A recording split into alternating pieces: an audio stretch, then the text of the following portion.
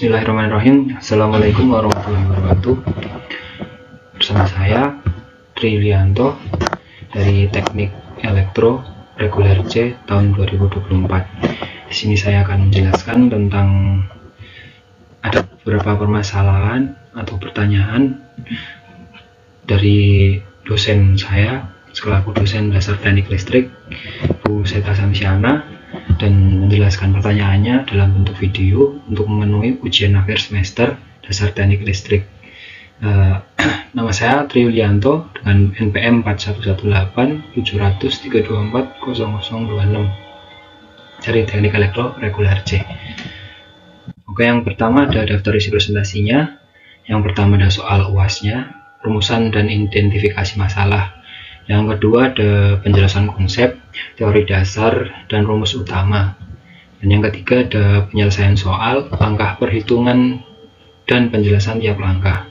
Dan yang keempat ada kesimpulan, inti prinsip listrik, dan aplikasi di dunia nyata. Yang pertama soal UAS-nya yang berisi rumusan dan identifikasi masalah. Rumusan masalahnya adalah sebuah alat listrik memiliki daya 100 Watt dan digunakan selama 5 jam. Hitung energi listrik yang digunakan dalam watt dan kilowatt. Jelaskan hubungan daya, waktu, dan energi listriknya. Selanjutnya ada penjelasan konsep yang berisi teori dasar dan rumus utama. Teori dasar dan rumus utamanya. Teori dasar energi listrik adalah energi yang digunakan oleh peralatan listrik selama beroperasi. Semakin besar daya alat dan semakin lama digunakan, maka energi listrik yang dikonsumsi akan semakin besar.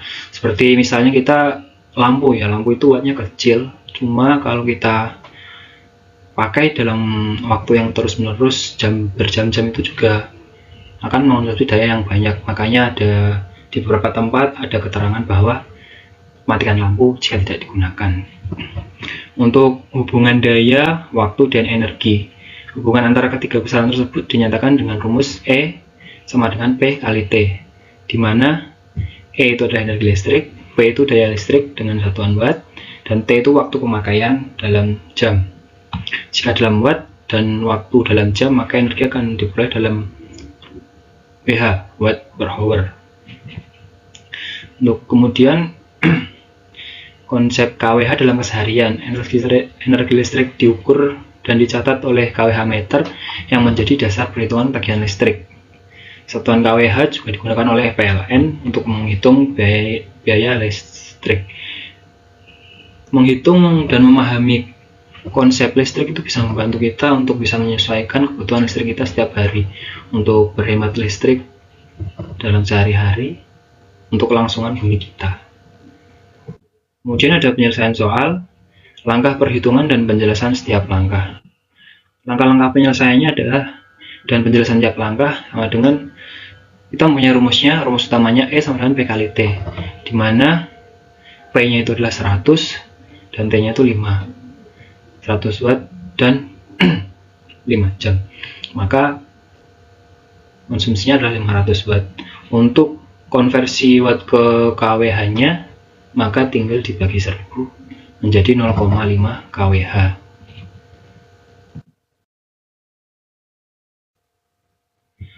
Dan untuk contoh selanjutnya itu ada di alat rumah tangga yang besar itu ada AC kamar tidur ya teman-teman. AC kamar tidur itu punya daya 1000 watt dan biasanya nyala itu pas waktu kita tidur malam.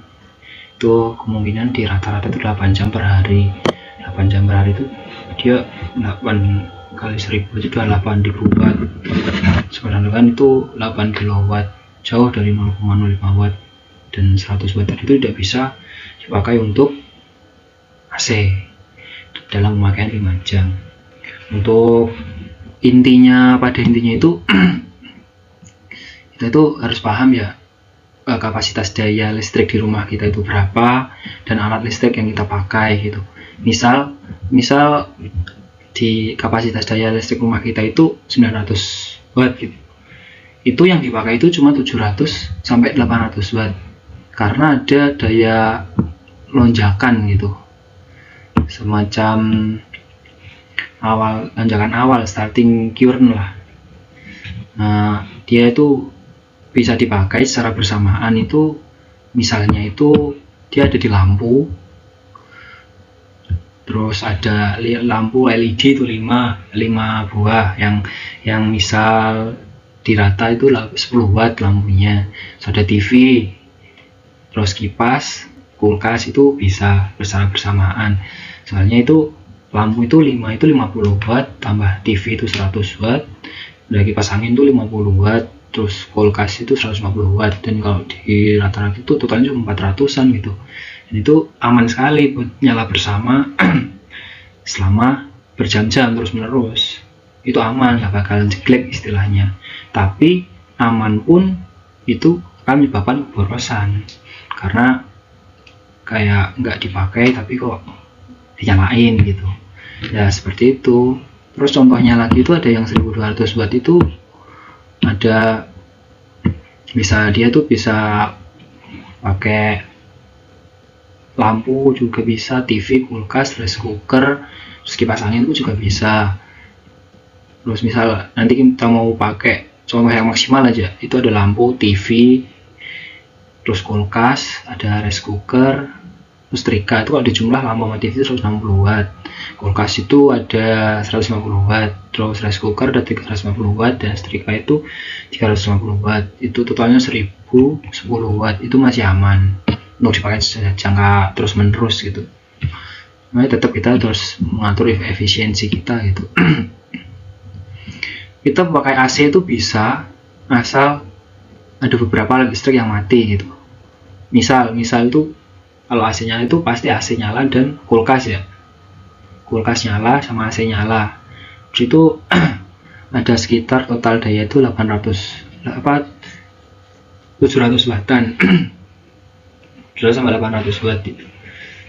Itu pun AC yang cuma berapa, 1,5 PK atau 1 PK gitu. Itu masih bisa, listrik nggak bakal jeglek atau turun daya gitu.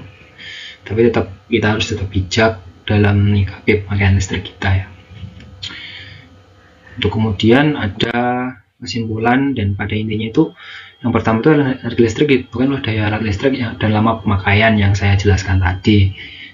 Seperti jelaskan tadi, kayak yang nggak dipakai ya dimatiin aja. Kalau ada beberapa yang dipakai, jangan dipakai secara bersamaan. Terus 2, semakin besar daya dan semakin selama waktu penggunaan, listrik yang dikonsumsi semakin besar. Nah itu benar, seperti AC, kulkas atau apa segala macam dipakai dalam waktu yang lama itu pasti dayanya semakin besar, juga pengeluaran listriknya juga semakin besar.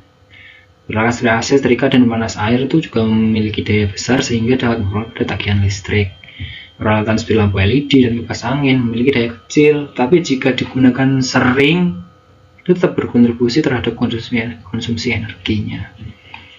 Terus satuan KWH itu adalah satuan utama digunakan dalam penghitungan tagihan listrik rumah tangga. Jadi berapa nanti yang ada di tagihannya itu, dan pakainya KWH gitu. Terus seperti nanti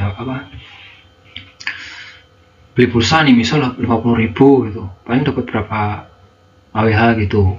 Yang 900 dan 1.300 juga ada perbedaan gitu. Semakin tinggi daya, kekuatan daya di listrik rumah kita itu juga semakin mahal.